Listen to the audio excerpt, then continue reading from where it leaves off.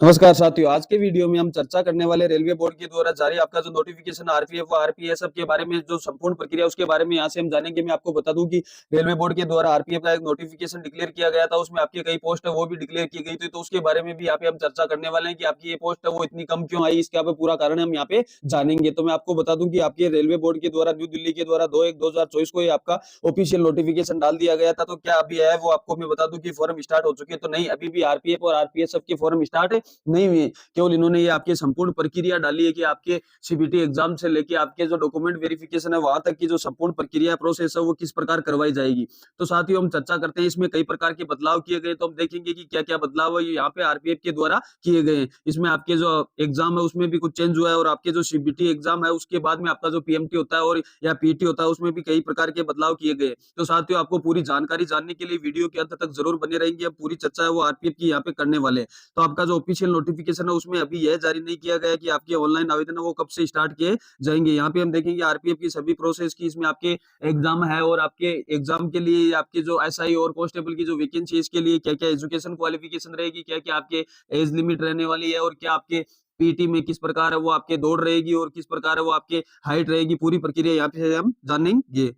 तो साथियों मैं आपको बता दूं रेलवे बोर्ड के द्वारा आपके रेल मंत्रालय government of India ministry of railway board के द्वारा ये न्यू दिल्ली डेटेड आपको डेट है वो आपको 2/1/2024 में ये लेटर आपके जारी किया गया है। और ये आपकी जो वैकेंसी है वो आपको मैं बता देना चाहता हूँ, आरपीएफ या आरपीएस के लिए जो है ये वैकेंसी है वो डिक्लेयर की गई है। तो आइए हम जान लेते हैं इसकी पूरी प्रक्रिया। तो आप नोटिफिकेशन सभी लगभग देख भी चुके हो। इसमें आपको क्या दिया गया है, सब्जेक्ट में आपको क्या दिया गया है, procedure of requirement of sub inspector and constable in RPF या आरपीएस। प्लीज फाइंड आपके इंश्योर, मतलब ये क्या कहता है कि आरपीएफ अधिनियम में आपके जो ये पॉइंट है, please find enclosed here with the copy director number आपके 65 है। ये आरपीएफ अधिनियम 1957 की जो धारा 8 के साथ है पठित आरपीएफ नियम 1987 के नियम 28 के तहत प्रदत्त शक्तियों का प्रयोग करते हुए आरपीएफ निर्देश 43 में निहित आपके संबंधित प्रावधान का अधिक्रमण करते हुए अधोक्षरित आरपीएफ भर्ती के विषय पर निर्देश जारी करता है। ये क्या करता है, आपके यहाँ पे निर्देश जारी किए गए हैं।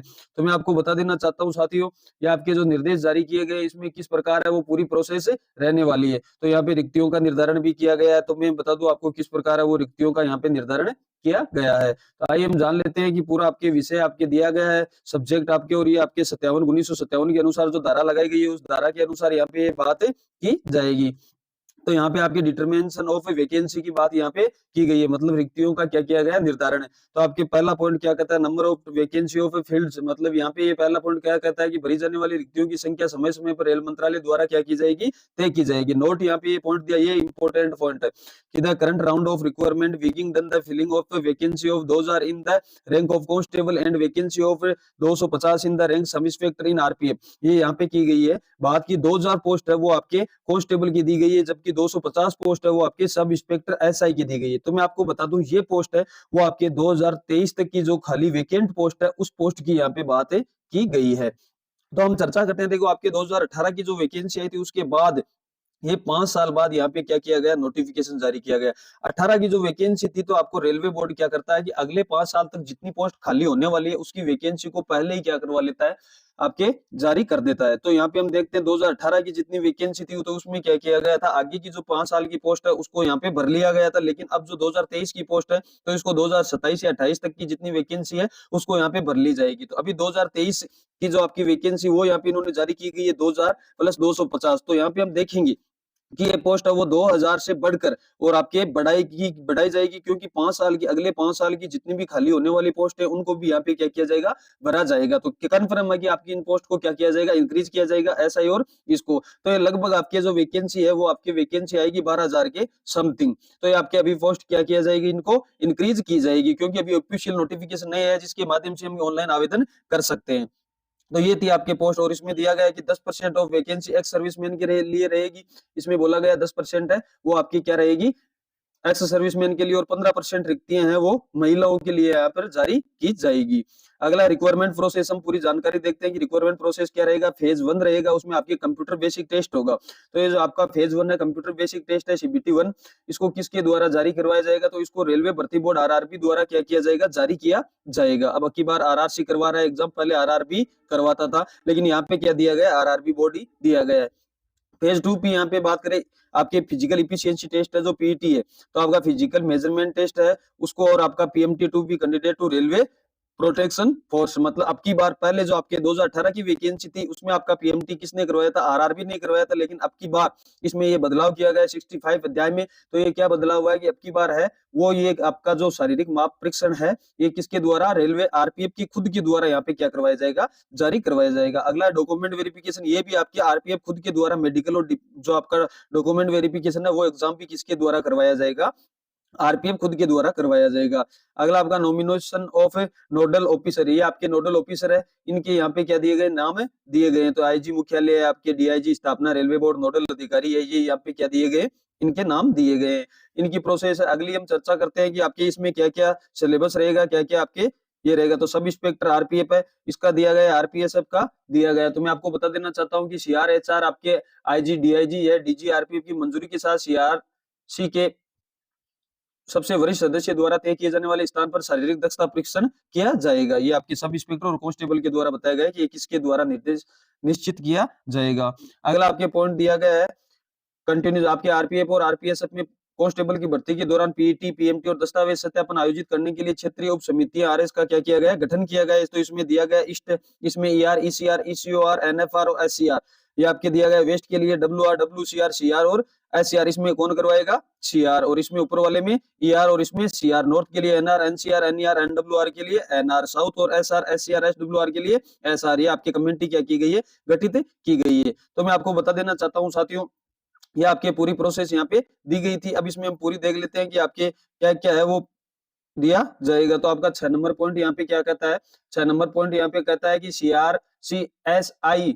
सीआरसी सिटी और क्षेत्रीय उप समितियों में विभिन्न जो समुदाय उसका क्या करना है, प्रतिनिधित्व करना है। तो इसमें प्रतिनिधित्व ये चर्चा है आपके वो ऑफिशियल है, उसके बारे में हमें बाद में मैं आपको पूरी ऑफिसर स्टाफ किसके द्वारा क्या प्रक्रिया की जाएगी वो हम बाद में चर्चा कर लेंगे। हम देख लेते हैं एलिजिबिलिटी ऑफ कैंडिडेट, आपकी कैंडिडेट की जो एलिजिबिलिटी है उसके बारे में यहाँ पे हम जान लेते हैं। तो आपके सब इंस्पेक्टर है, सब इंस्पेक्टर के लिए आपको एजुकेशन क्वालिफिकेशन चाहिए, ग्रेजुएशन, क्या चाहिए, ग्रेजुएशन है। आपके विश्वविद्यालय से किसी भी मान्यता प्राप्त क्या हो, आपके पास ग्रेजुएशन की डिग्री हो।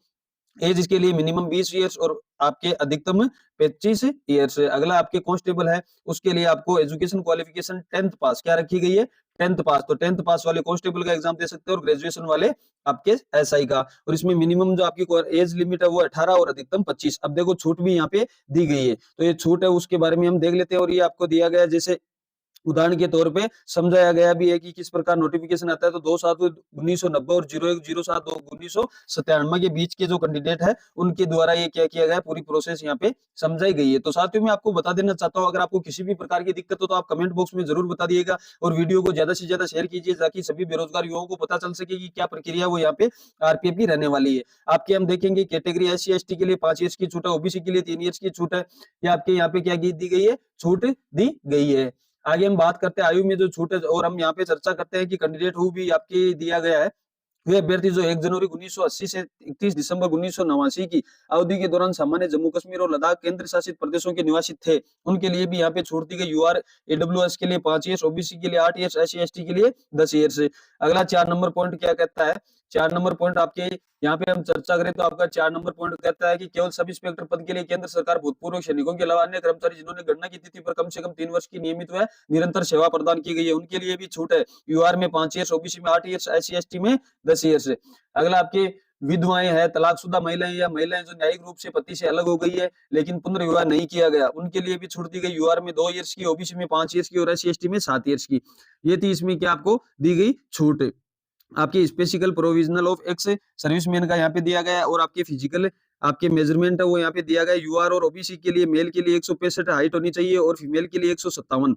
और आपके ये आपके चेस्ट दिया गया है कि आपके 80 मेल के लिए और आपके पीछे सी फुला हुआ सीना, ये आपके यहाँ पे दिया गया है। और फीमेल के लिए आपको पता है SC/ST के लिए आपकी हाइट है वो महिलाओं के लिए 160 और पुरुष के लिए 160 और महिलाओं के लिए 152 सेंटीमीटर। ये आपकी पूरी प्रक्रिया दी गई है। अगला यहाँ पे हम चर्चा करें कि आपके जैसे गढ़वाली, गोरखा, मराठा, डोगरा, कुमाऊनी सरकार द्वारा निर्देशित जो अन्य श्रेणी है उनके लिए पुरुष के लिए 163 और महिलाओं के लिए 155 है। और आपके सीना दिया गया 80 और 85 और SC/ST के लिए सीना आपके दिया गया 76.2 और 81.2। अगले हम बात करें पब्लिकेशन ऑफ एम्प्लॉय नोटिस, ये यहाँ पे बात की जाएगी कि कब तक ये आपका ऑफिशियल नोटिफिकेशन है वो पब्लिकेशन कर दिया जाएगा।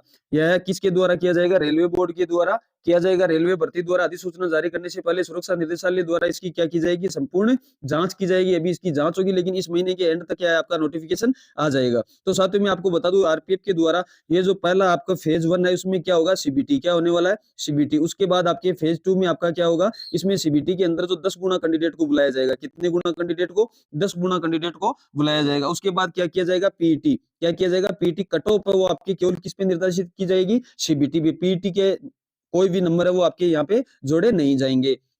तीसरी प्रक्रिया आपकी क्या होती है? पीटी जब आप पास कर लेते हो तो आपका क्या होता है? Document DV. और उसके बाद चौथी प्रक्रिया आपका क्या होता है? मेडिकल। ये 4 प्रोसेस है वो इसमें यहाँ पे संपूर्ण की जाती है। और अब की बार आरआरबी द्वारा केवल सीबीटी करवाया जाएगा। बाकी ये 3 जो प्रक्रिया है एग्जामिनेशन की वो किसके द्वारा? आरपीएफ खुद के द्वारा की जाएगी। तो पहले आपकी सीबीटी, तो आइए हम देख लेते हैं सीबीटी है वो किस प्रकार है वो करवाया जाता है। अभी हाउ टू अप्लाई, अभी रेलवे बोर्ड ने न तो आपको अप्लाई फीस जारी की गई, न आपको हाउ टू किस प्रकार अप्लाई करना वो दी गई है। एग्जामिनेशन फीस किसी के बारे में यहाँ पे अभी डाला नहीं गया है। दाई हम देख लेते हैं जो सीबीटी है उसमें आपकी किस प्रकार है। सीबीटी में मैं आपको बता दूं 1/3 क्या रहेगी? Minus marking. क्या रहने वाली? 1/3 माइनस मार्किंग है। और आपके एग्जाम होगा वो एसआई के लिए आपके क्वेश्चन रहेंगे 120, टाइम रहेगा 90 मिनट का, जिसमें आपके जनरल अवेयरनेस के क्वेश्चन होंगे, जीके के 50, अर्थमेटिक 35 और जनरल इंटेलिजेंस रीजनिंग के 35 मैथ के 35 रीजनिंग के और 50 आपके जनरल साइंस और आपके जीके के। कांस्टेबल में भी सेम प्रक्रिया 120 क्वेश्चन रहेगी, सेम आपका प्रोसेस रहने वाला है। अगला आपके जनरल अवेयरनेस में किस प्रकार के क्वेश्चन पूछे जाएंगे ये यहाँ पे चर्चा आप देख सकते हो। इसमें आपको दिया हुआ रहेगा जनरल साइंस भी पूरी प्रक्रिया यहाँ पे। ये देखिए आपको जनरल साइंस का लास्ट में दिया गया है, लेकिन इससे बहुत ज्यादा यहाँ पे क्वेश्चन पूछे जाते हैं। अर्थमेटिक आपके दिया गया, जनरल इंटेलिजेंस रीजनिंग के आपके टॉपिक यहाँ पे दिए गए हैं। ये आपका फाइनल जो आपकी प्रोसेस आफ्टर जो है कंप्यूटर बेसिक टेस्ट है उसकी यहाँ पे पूरी प्रक्रिया दी गई है। तो ये देखिए आपके 10 टाइम्स कितने कैंडिडेट बुलाए जाएंगे यहाँ पे? 10 गुणा कैंडिडेट है वो यहाँ पे बुलाए जाएंगे। बाकी अगर आपको जो भी प्रक्रिया है वो बची हुई प्रक्रिया है वो अगले में वीडियो में बता दूंगा। हम बात कर लेते हैं कि आपका जो पीईटी है उसके बारे में। तो पीईटी में आपको सब इंस्पेक्टर एक्स सर्विसमैन उसके लिए आपकी कितना 6 मिनट 30 सेकंड में 1600 मीटर है। और 800 मीटर की दौड़ यहाँ पे है नहीं। लॉन्ग जंप आपके 12 फुट और high jump 3 foot 9 inch. Sub inspector female के लिए है, सॉरी सब इंस्पेक्टर के लिए था। और अब सब इंस्पेक्टर फीमेल के लिए ये आपके 1600 मीटर नहीं 800 मीटर की दौड़ है वो 4 मिनट में लानी है। लॉन्ग जंप आपके 9 फीट और 3 फीट। कांस्टेबल है उसके लिए यहाँ पे हम चर्चा करते हैं। तो कांस्टेबल में आपके जो मेल है उसके लिए 1600 मीटर की दौड़ ना होके, सॉरी 1600 मीटर की दौड़ होगी उसमें आपके 5 मिनट 45 सेकंड का समय दिया जाएगा। 800 मीटर की दौड़ यहाँ पे नहीं होगी। लॉन्ग जंप 14 फुट और यहाँ पे 4 फीट है।